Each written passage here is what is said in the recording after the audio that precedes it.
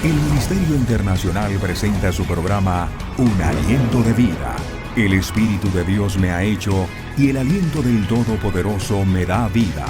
Job 33:4. Una palabra de poder y unción que llenará tu espíritu.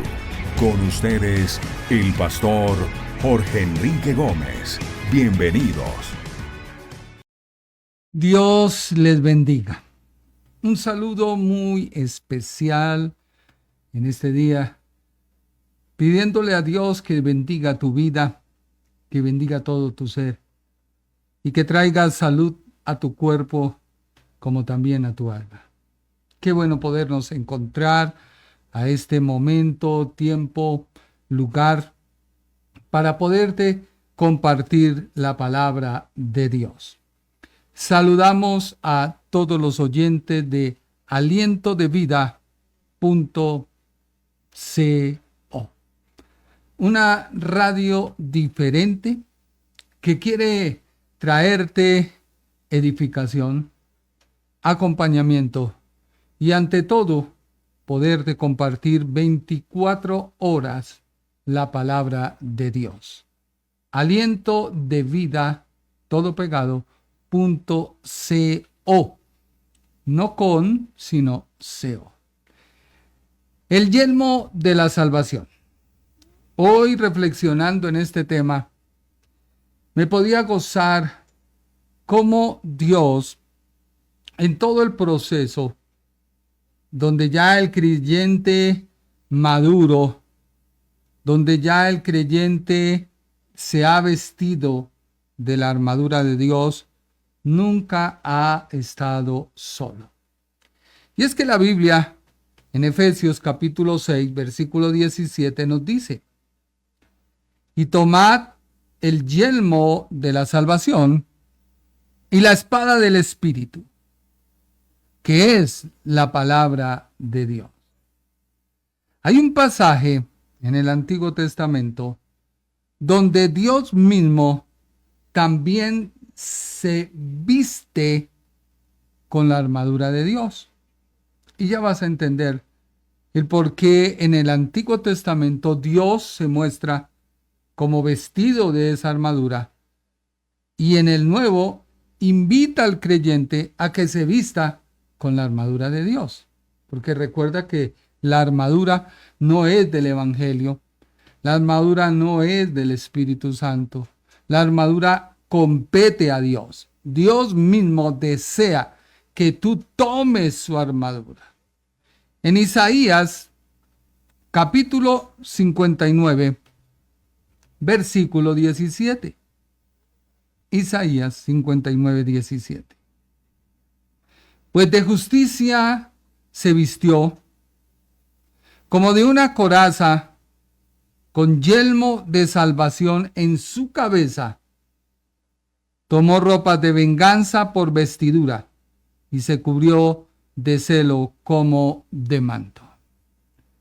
¿Por qué este paralelo cuando ya estamos casi terminando la armadura? Hay 6 partes, pero yo diría que hay una séptima que tiene que ver con la oración. No está ahí, o muchos estudiosos no la han tomado, pero sí tiene que ver la oración. Así que miremos por qué ese paralelo. Isaías en el capítulo 59, versículo 17, nos muestra a Dios como un guerrero divino. Él interviene directamente en la historia humana.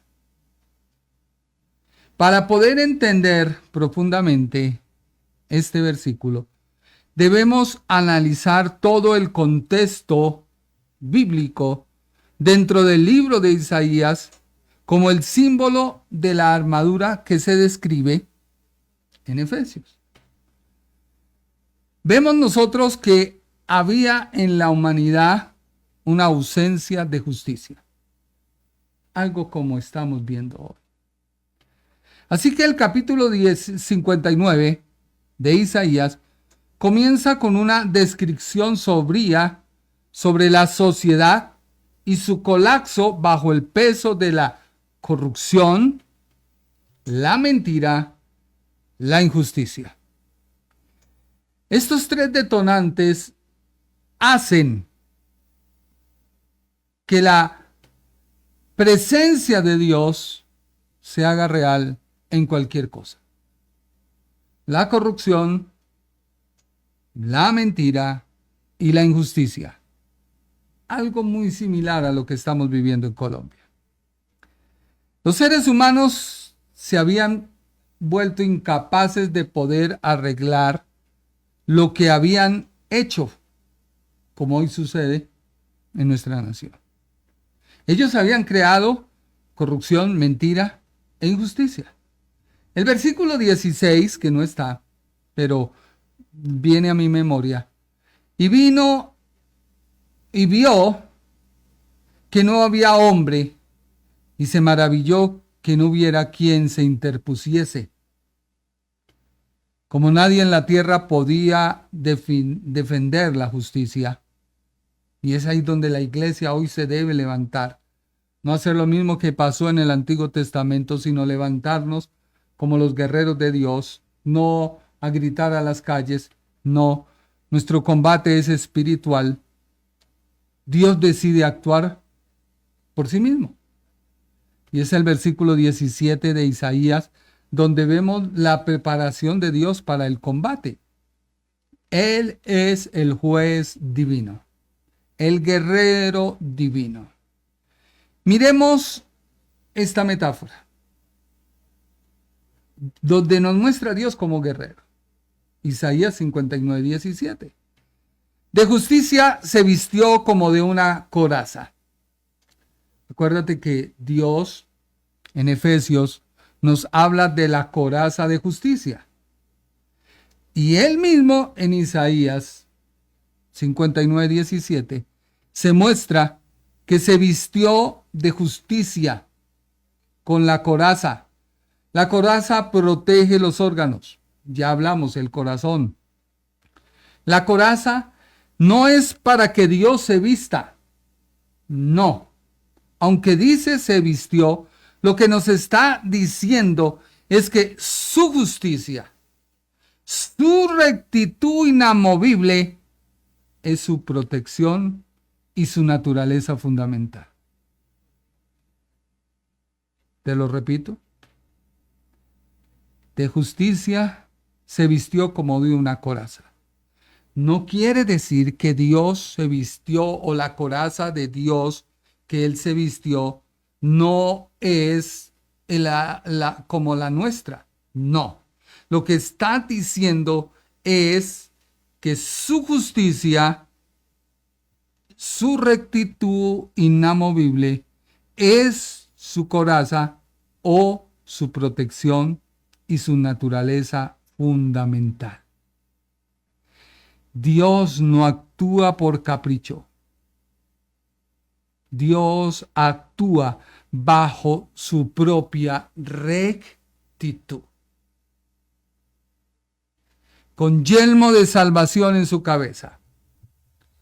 El yelmo protege la mente y la cabeza. Aquí la salvación es el objetivo estratégico de su intervención. Dios no destruye a nadie por placer. Dios no envía una enfermedad para que tú muestres qué tan creyente eres o para que tú a los demás te muestres con una cara de tristeza. Estoy en la forja de Dios. Muchos hasta son heroínos. No. Dios no destruye por placer. Su objetivo final es salvar a los suyos y restaurar el orden. Eso es lo que vemos en el Antiguo Testamento. Tomó ropas de venganza por vestidura. Aquí el término venganza, nahab en hebreo, no se debe entender como un acto de ira descontrolado o rencor personal. No. En el contexto bíblico es la retribución divina que recibe la persona cuando la acción de Dios de hacer justicia a los oprimidos y castigar el mal que ha persistido sin freno es el uniforme que viene a poner las cosas en su lugar. Cada uno a su tiempo recibirá de Dios su recompensa. Se cubrió de celo como de manto. El celo, kiak, en hebreo, es el motor de la acción. Quiere mostrar a Dios en su pasión intensa, protectora y ardiente.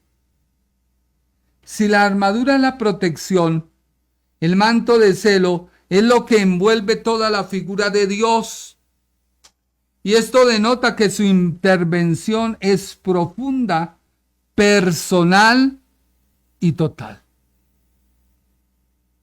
Ahora, miremos un análisis comparativo con Efesios.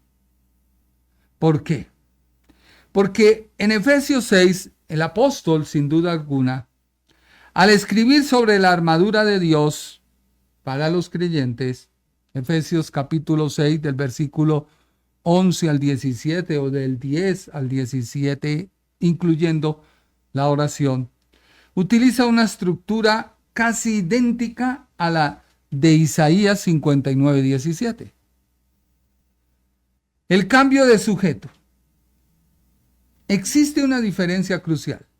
En Isaías, Dios es quien lleva la armadura.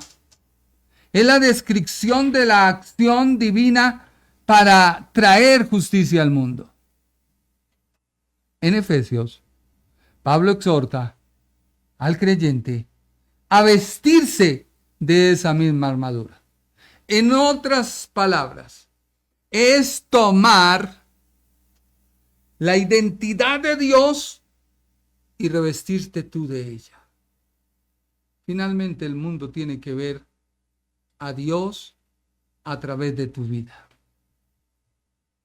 El creyente, según lo ha descrito el apóstol, es llamado a reflejar el carácter de Dios, su justicia, su salvación y su celo. Y esto se debe hacer en la lucha diaria. Y hoy vas a entender por qué tú tienes que reflejar el carácter de Dios con el yelmo. Con el yelmo. Empecemos. Pregunto, ¿por qué el casco sobre toda prenda es el único que se exige ser usado cuando hablamos de seguridad en el trabajo? Y se hace como una medida obligatoria de protección. El casco. Estuve indagando y el uso del casco se ha vuelto obligatorio, por lo menos si tú estás en tu trabajo, en una construcción o estás en algún lugar, debes portarlo. Te pones una bata, ejemplo, en nuestro lugar, allí en el frigorífico, la mayoría usan casco, tapabocas y una bata. Y esa es las botas, y esa es pues la vestimenta. El uso del casco es obligatorio porque constituye una barrera principal contra los traumatismos craneales provocados por la caída de objetos, impactos contra estructuras físicas o contactos eléctricos accidentales. En entornos industriales, la cabeza es la zona más vulnerable. Un casco diseñado bajo normativas técnicas absorbe la energía del impacto y distribuye la fuerza para prevenir lesiones cerebrales graves o la muerte.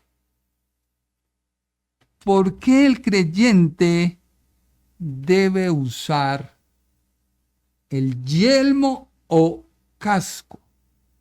Para nosotros, casco. Me puse a mirar por qué ese orden. ¿Por qué Dios habló en primer lugar de un cinturón de la verdad cuando se dice ciñe tus lomos? ¿Por qué se habló de vestir la coraza, ese chaleco de justicia? ¿Por qué se habló de usar el calzado del Evangelio de la Paz? ¿Por qué se nos amonesta usar el escudo de la fe? ¿Y por qué el yelmo de la salvación? Debería ser de otra manera muy diferente, ¿sí o no? Antes de tomar el escudo, ponernos el casco. Y una vez tú te pones el casco, usa la espada del Espíritu. Hay un detalle muy crucial en esta secuencia. El yelmo de la salvación no va primero. Es una de las últimas piezas en ser colocada. ¿Por qué? Recuerda que el escritor, el apóstol, guiado por el Espíritu Santo, está haciendo una metáfora de el soldado que le cuida. Y es que en la tradición romana, en la que se inspira esta metáfora, el soldado se ponía primero la túnica y luego hacía del cinturón una especie de pantaloneta para asegurar la ropa. Ya lo estudiamos si tú quieres ver, aprender. No te estoy hablando de religión, te estoy hablando de la praxis de Dios para tu vida. Cómo Dios no te ha dejado solo, cómo Dios no te ha abandonado, cómo la vida cristiana no es una carga que parece algo difícil de llevar, sino Dios ha estado contigo en todo momento y todo lugar. Lo que pasa es que por el desconocimiento, tú adquieres y absorbes lo que primero te digan. Y no debe ser así. Luego que se hacía el soldado, esa túnica con la verdad, que era la preparación, que era lo que le hacía el libre movimiento, luego se ponía la coraza. Una vez puesta la coraza, iba a las grebas o el calzado. Luego seguía el casco.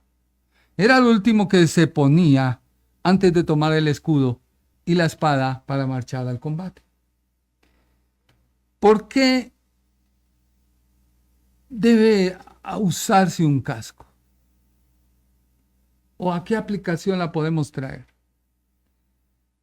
Porque Dios quiere que tú te protejas contra los pensamientos. Sin duda alguna, el casco protege tu cabeza de algún golpe. De hecho, han hecho unos cascos muy buenos hoy en día para los motociclistas. Tú puedes ver el motociclista montado en su caballo de acero y lo único que lleva es un casco, y el casco debe ser muy bueno.